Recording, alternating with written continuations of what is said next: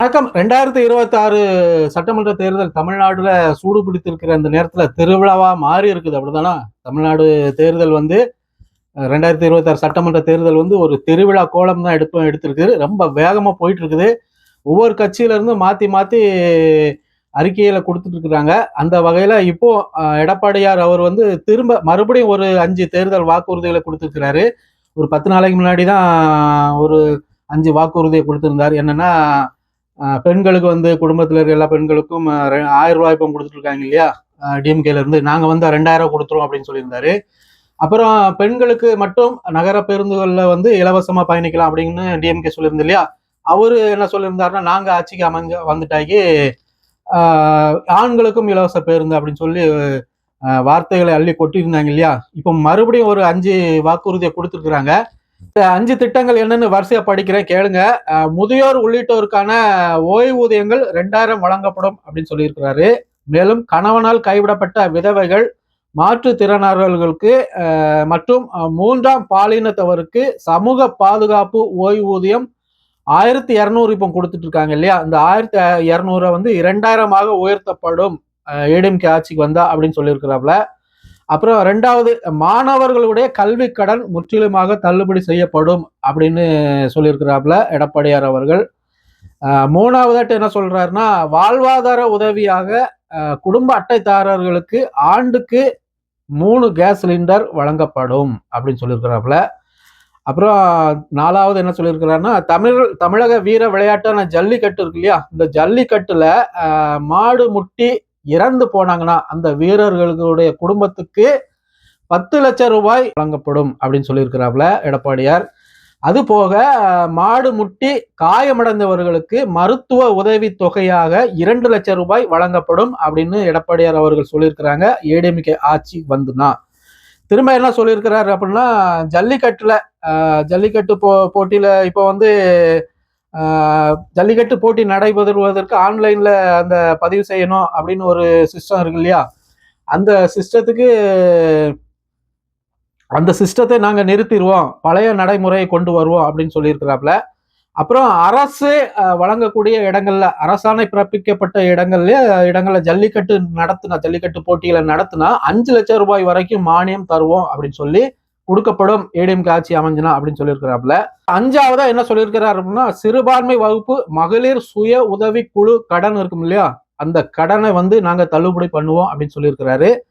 மற்றும் மாற்றுத்திறனாளிகள் வாங்கிய கூட்டுறவு கடனையும் தள்ளுபடி பண்ணுவோம் அப்படின்னு சொல்லியிருக்கிறாப்ல.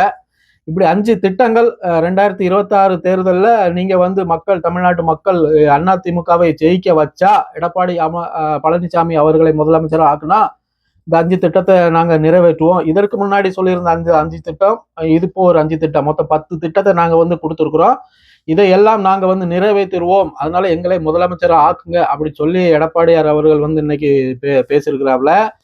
இப்போ இந்த திட்டங்கள்ல அதாவது ஏற்கனவே 10 லட்சம் கோடி ஆயாச்சு, கிட்டத்தட்ட 9 லட்சம் கோடிட்ட நெருங்கியாச்சு. திமுக வந்து இறுக்கி வச்சுட்டாங்க தமிழ்நாடு மக்களுடைய தலைகள் மேல பல லட்சம் ரூபாய் கடன் இருக்கு. அப்போ 8.5 லட்சம் 9 லட்சம் கோடி வந்தாச்சு. இவங்க இன்னும் 2 மாசத்துல போயிருவாங்க. அதுக்காக அந்த 2 மாசத்துல எப்படி 10 லட்சம் ரூபாய் ஆக்கி விட்டுருவாங்க. 10 லட்சம் வைங்களாம். அப்ப தமிழ்நாட்டோட கடன் வந்து 10 லட்சம் கோடி. 10 லட்சம் கோடி கடனுக்கு இடையில இப்படி எல்லா கடத்தையும் தள்ளுபடி பண்ணிடுவாங்களாம். மாணவர் கடன் தள்ளுபடி, எல்லாருக்கும் உதவித்தொகை, அந்த தொகை இந்த தொகை, பெண்களுக்கு இலவச பேருந்து இருந்த இடத்துல ஆண்களுக்கு இலவச பேருந்து, அப்புறம் வந்து இப்படி எல்லாத்தையுமே தள்ளுபடி பண்ணிடுவோம், கடனை தள்ளுபடி பண்ணிடுவோம் அப்படின்ட்டு ஒரு வாக்குறுதியில கொடுத்துட்டு இருக்காங்க. இது எப்படி சாத்தியமாகும்? நம்மளுடைய கேள்வி அதுதான். இப்போ நீங்க எல்லாம் கேட்பீங்க, என்னப்பா மக்களுக்கு ஒரு நல்லது செஞ்சாலும் நீங்க வந்து குறை சொல்றீங்க, குற்றம் சொல்றீங்க அப்படிங்கிற மாதிரி நீங்க கேள்வி எழுப்புவீங்க. இது எப்படி மக்களுக்கான நல்ல திட்டங்களா அமையும்? கொஞ்சம் சிந்திச்சு பாருங்க, தயவு செய்து கொஞ்சம் சிந்திச்சு பாருங்க. இவ்வளவு கடனுக்கு இடையில இதெல்லாம் எப்படி கொண்டு வர முடியும்? எடப்பாடியார் அவர்கள் அவர் சொத்துல இருந்து எதுவும் கொடுக்க போறாரா? அவர் சொத்துல இருந்து, அவர் கையில பாக்கெட்ல இருந்து எதுவும் கொடுக்க போறாரா? மக்களுடைய வரி பணத்தை தானே எடுத்து திரும்ப கொடுப்பாரு. அப்போ இந்த திட்டங்கள்லாம் கொண்டு வரனா எத்தனை லட்சம் கோடி மறுபடியும் செலவாகும்? அதெல்லாம் யார் தலையில வந்து விடியும்? இதெல்லாம் வந்து சிந்திக்க வேண்டாமா நம்ம மக்கள்? ஏதாவது ஒரு நல்ல திட்டம் இருக்குதா? ஏதாவது ஒரு நல்ல திட்டம்? பள்ளிக்கூடங்கள் எவ்வளவு மோசமான நிலையில இருக்குது. அப்போ இருக்கிற பள்ளிக்கூடத்துல மொத்த பள்ளிக்கூடத்தை இடிச்சு தரமாட்டமாக்கிட்டு போர்க்கால அடிப்படையில புது பள்ளிக்கூடம், தரமான பள்ளிக்கூடம் கட்டி தருவோம் மாணவர்களுக்கு. கல்வி வசதி அவ்வளவு தரமாட்டு செய்து தரப்படும். சொல்லுங்க, நல்ல திட்டம் வரவேற்பாங்க. மருத்துவமனைகள் எவ்வளவு மோசமாட்டு இருக்கு. ஒரு சில இடங்கள்ல நல்லா இருக்கு, ஒரு சில முக்கால்வாசி மோசமா தான் இருக்கு. அந்த மருத்துவமனைகளை பழுது நீக்கி தரமான டாக்டர்களை வச்சு தரமான மருத்துவ வசதி கொடுத்து முதலமைச்சர் வந்து இப்போ யாருக்கு உடம்பு சரினா கூட மந்திரிமார்கள், எம்எல்ஏ எல்லாருமே பிரைவேட் ஆஸ்பத்திரிக்கு தானே போறாங்க. அப்போ முதலமைச்சர் அவர்களே வந்து இங்க மருத்துவம் பார்க்கக்கூடிய அளவுக்கு நாங்க வசதிகளை செய்து தருவோம் அப்படிங்கிற மாதிரி ஒரு வார்த்தை சொல்லுங்க.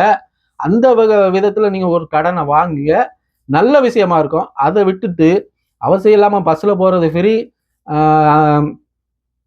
பெண்களுக்கு வந்து 1000 இருந்த இடத்துல 2000 கொடுக்குறேன், இப்படிலாம் சொல்லி சொல்லி சொல்லி மறுபடியும் கடனை வாங்கியே மக்கள் தலைமையில ஏத்தி வச்சு நீங்க என்னத்தை காண போறீங்க?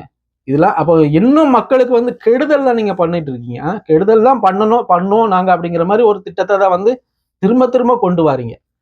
இது வந்து மக்கள் வந்து ஆஹா ஓஹோ 2000 கிடைக்க போகுது, அவன் இவ்வளவு கிடைக்க போகுது, அப்படி கிடைக்க போகுது, இதை கொடுக்க போறாரு மக்கள் வந்து இன்னும் மேலும் மேலும் ஏமாந்து தான் வந்து இந்த மக்கள் வந்து அவங்களுடைய வாழ்க்கையை வந்து அழிச்சிட்டு இருக்கிறாங்க.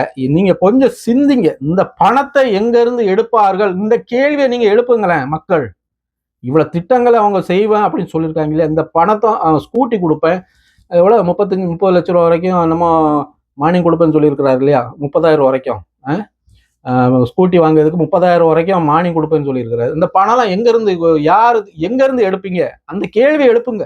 இவ்வளவு இலவசம் கொடுப்போம்னு அவங்க சொல்றாங்களே ஒரு கட்சிக்காரங்களும், இனி டிஎம்கே வந்து அறிவிப்பாங்க, இதை கொடுப்போம் அதை கொடுப்போம், கண்ட கர்மாந்தரத்தெல்லாம் கொடுப்போம் அப்படின்னு சொல்லி டிஎம்கேன்னு சொல்லுவாங்க. அந்த பணத்துல எங்க இருந்து எடுப்பீங்க நீங்க அப்படிங்கிற ஒரு கேள்வி எழுப்புங்க, அது முடிஞ்சு போகும் எல்லா கதையும். அப்போ அங்க வந்து யாரு மக்களுக்காக போயிட்டு இருக்கிறா, மக்களுடைய திட்டங்களை வந்து யாரு, அதாவது நாடு முன்னேறுவதற்கான திட்டங்களை யார் கொண்டு வரா அப்படிங்கிறத பத்தி மக்கள் வந்து சிந்திச்சு வாக்களிங்க. 2026 தேர்தலில் பார்ப்போம், வரக்கூடிய இருக்கிற நாட்களில் இன்னும் மற்ற அரசியல்வாதிகள் என்ன சொல்றாங்கன்ட்டு பார்ப்போம். மீண்டும் ஒரு காணொலியில் சந்திக்கலாம். நன்றி, வணக்கம்.